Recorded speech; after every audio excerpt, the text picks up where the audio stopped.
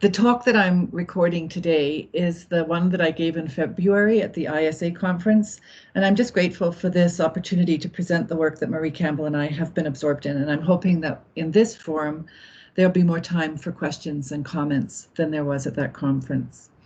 So the current research commenced in 2017, and originally in our research proposal, the IE we undertook was designed to look at nurses working within electronic health records, and we wanted to investigate how the digital design of patient records and the mobile computers on wheels were playing out in nurses' work.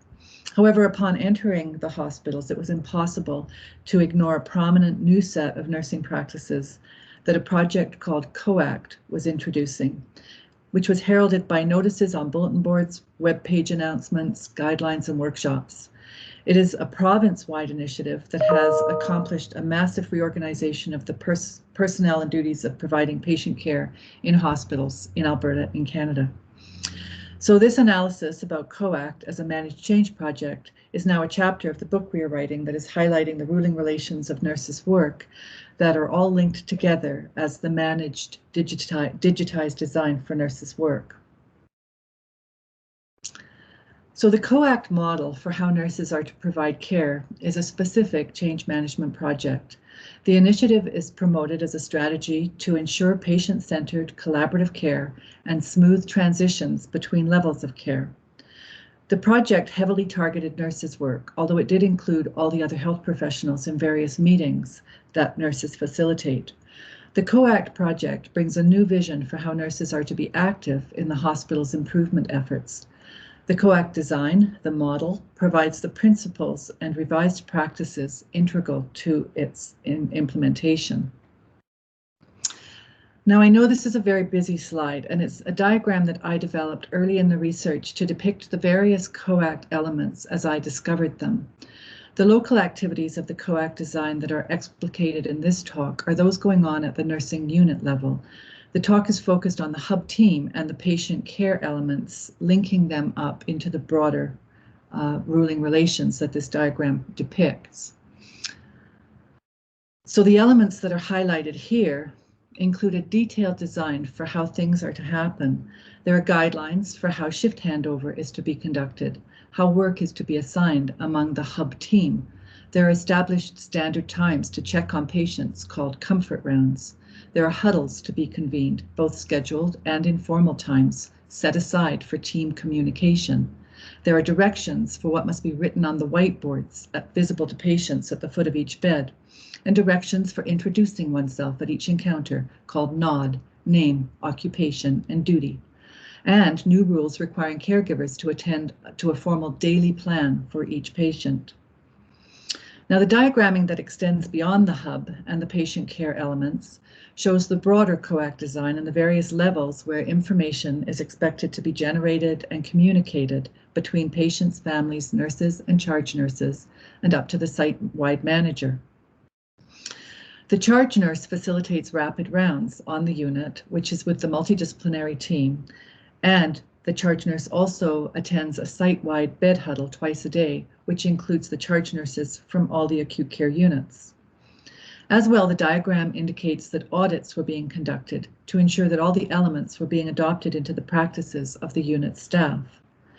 Ultimately, at the top of the diagram, our analysis establishes that COACT is designed to support the efficient flow of patients in and out of hospital beds.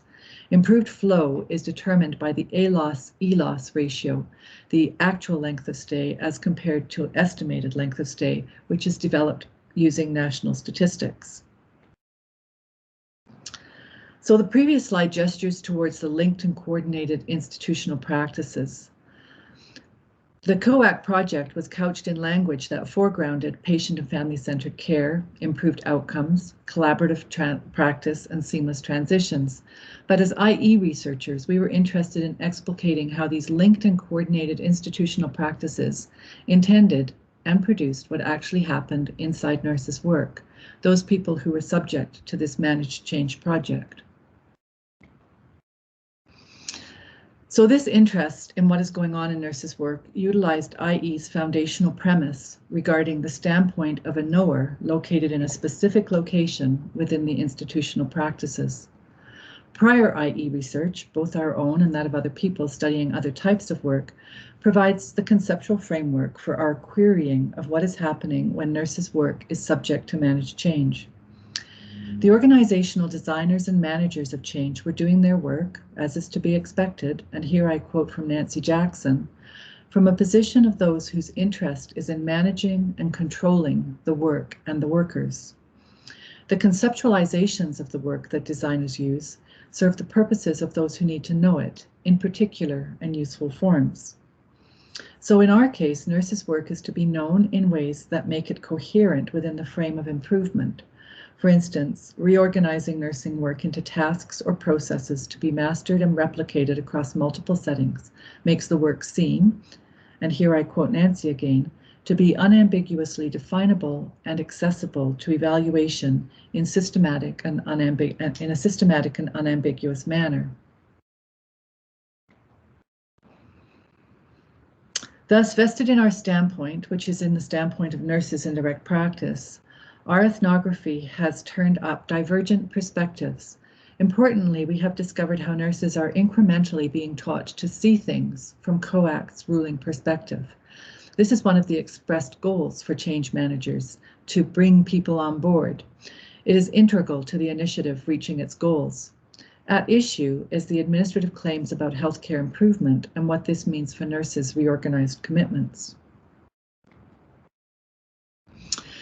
So the importance of ethnographic data is its capacity to offer glimpses into possible disjunctures between the texts that constitute success in an organization's accounts, the performance measures, balance sheets, statistical comparisons, etc., and how nurses and patients experience the organized design of their work. So in presenting an IE, it's always a bit tricky to decide whether to present the data and then move to the argument, or to present the argument and claims and then to show the empirical evidence upon which these claims are made. In this presentation, I'm doing the latter. I have identified the context and details of a managed change project and highlighted the tools of IE that generated the capacity to position as researchers and to query what's going on. And here I make the claims of the argument that the Managed Change Project transfers control over nursing away from nurses, and in so doing, it directs nurses' routine action toward the goals of the improvement strategy, with its important but downplayed efficiency implications for improved patient flow. Now briefly, I move to select data excerpts to show how control over the work is transferred in moments of everyday practice. The work is to query how this ruling effect of pulling nurses' attention toward the institution's goals alters nurses' commitments to patients. I point out the paradox that nurses' practice is pulled towards institutional efficiencies through a managed change project that purports to be about patient and family-centeredness, and how in the work of managers, that is a strictly ideological idea that actually unfolds as institutional rationalities and efficiencies being organized as the center of nurses' work. So what is a hub? A hub is a conceptual space in a nursing unit that accommodates a flexible number of patients. The hub team, most often this is 2 nurses with different credentials and an unregulated healthcare aide, are assigned to look after the beds and the patients in them. The COACT initiative included a mandate to optimize the variously qualified nursing care providers who are expected to work collaboratively. The hub lead is most often a registered nurse who is organized to be the central coordinator of everything that is going on in the hub, what is to happen to the 10 to 12 patients, and how the hub team is managing the work for those patients, whether they're taking their breaks and so forth. The hub lead and the other professional nurse divvy up the patients between them, each responsible for coordinating the therapeutic regime and care needs to their own patients. The care aide must attend to the basic needs of all 12 patients, feeding, bathing, toileting, positioning, and so forth. Not all the beds in the hub are equal. Some are called overcapacity beds. They are real, but they're not official beds. Overcapacity beds are excluded from regular funding. They are found spaces in which a physical bed is made available for an actual patient who is admitted into the space. And such spaces allow the hospital to function at over 100% capacity, on resources calculated at 100%, which realizes another efficiency. So now I'm going to move to some data about incoming nurse Ellie, who was coming in for her shift handover, and she was the assigned hub lead. So what happened was that Ellie met in the hallway with the outgoing hub lead, and they engaged in a very brief discussion. And then following the handover, the incoming nurse, Ellie, immediately turned to the electronic health records, reviewing and making notes from select patients' files. She paused for some minutes on the file of an elderly patient she had heard about at her shift handover, whose care facility was refusing to take them back. Their needs for care had increased as a result of their illness and hospitalization, and the patient had been waitlisted and is to be moved into one of the hospital's alternate level of care, or ALC beds. These are acute care beds that are more cheaply resourced with fewer professional nurses. In the Canadian publicly insured health system, where the costs of hospitalization are incurred by the public purse, an ALC designated patient is charged a housing fee to subsidize the alternate level of care that has been deemed necessary. And then at 7:30, Ellie enters the meeting, which is called the morning huddle, which is attended by all the hub leads on the unit, as well as the charge nurse, who generally works at the desk. At these meetings, the ward census is announced at the outset of each meeting, and on this morning, the charge nurse announced that the unit was completely full, with 2 overcapacity beds occupied, and she said, "People, we're desperate for discharges, please." So morning huddle is where the charge nurse gathers more information for her patient flow work. It is this work that Ellie feeds into, the preparations she has done prior to going to huddle.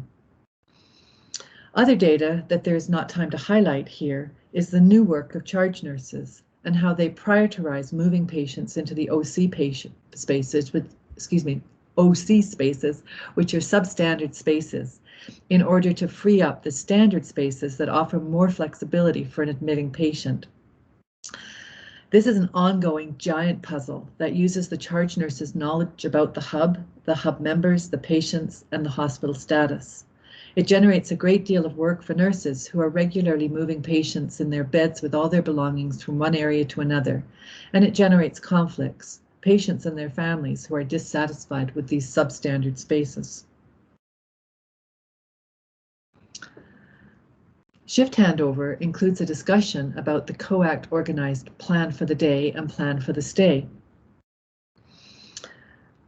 These are not nursing care plans with all of their therapeutic interventions. The COACT directions require nurses to discuss the plans at every shift handover, and plan for the stay, again, is about flow. Represented in Ellie's work, it was her looking at the record to learn about the ALC designation. The focus during morning huddle is on the beds and the discharges. In the morning huddle, this nurse reported to the charge nurse that the patient in bed 612 is for discharge pending blood sugar control. His numbers over the past 24 hours have been good. And upon leaving the huddle, the charge nurse communicated this 24-hour stability to the physician, and 40 minutes later, the nurse I was observing went to tell the patient that he was discharged and must leave by 11 o'clock. The information work that the nurse accomplishes prior to the huddle itself, and her notifying the patient that he must leave his bed by 11 are all hooked into the hospital activities developed to maintain and achieve its improvement purposes. Her actions hook her knowledge of patients into the morning huddle, the rapid rounds, and now daily multidisciplinary meeting held on the unit to discuss patients' progress towards the ADOD, the anticipated day of discharge, and to the site-wide bed huddle where decisions are made about where to place patients who are waiting in emergency for a bed. So the complexity of the new design is filled with minutiae and directions. The shift handover report is supposed to be done at the patient's bedside and to include patients themselves in the plan. The plan is supposed to be noted on the bedside whiteboard as a way to communicate with family and other staff. These practices are regularly audited and scored, and nursing units are compared to one another on a system called Tableau. Ellie's actions hook her knowledge of patients into the morning huddle. The charge nurse keeps track of what the hub leads report. This information is used by the charge nurse in rapid rounds, where the charge nurse informs the multidisciplinary team and gets updates about where, for example, the transition team is in relation to securing a bed in a long-term care facility. This is accomplished with a COACT prepared rapid rounds template that is used for each patient. The discussion on every patient must include each patient's progress towards the ADOD. Notable in this data excerpt about Ellie is that she had come to work early and spent 30 minutes of unpaid time reviewing patients' records. She had a very brief handover where the patient's scheduled appointments, expected discharge, or transitions dominated. She then attended the morning huddle where bed occupancy and information about pending discharges was shared. She had been at work for a full 90 minutes before she commenced any conventional nursing work, such as assessing patients, preparing medications, or completing treatments. The improvement, as the Alberta Health Services conceives it, is a matter of rational use of resources. The work of making so-called efficient and effective choices about the best deployment of acute care resources is being established within information, personnel, and decision-making technologies. At the level of physical labor resources, the objective is to provide care for the province's citizens in the most efficient manner. Acute care facilities must be used judiciously and strategies enacted to determine who needs acute care and who should be cared for in less expensive facilities by their families, if possible, and if not, in community settings. Nurses' knowledge is important and not otherwise available to the institution, so reorganizing their work through COACT makes what nurses know available for institutional ruling purposes. And nurses' professional sensibilities of valuing the attributes of caring over productivity and efficiency is not conducive to institutional improvements. So directing and extracting the most useful information from nurses' knowledge of patients is thus the way to go. Taking control over how nurses know patients is being organized within a managed change project that structure nurses' work in order to economize on it. Embedded throughout the design are junctures that organize nurses' time towards obtaining and processing the information that decision makers need. And that's it. Thanks very much.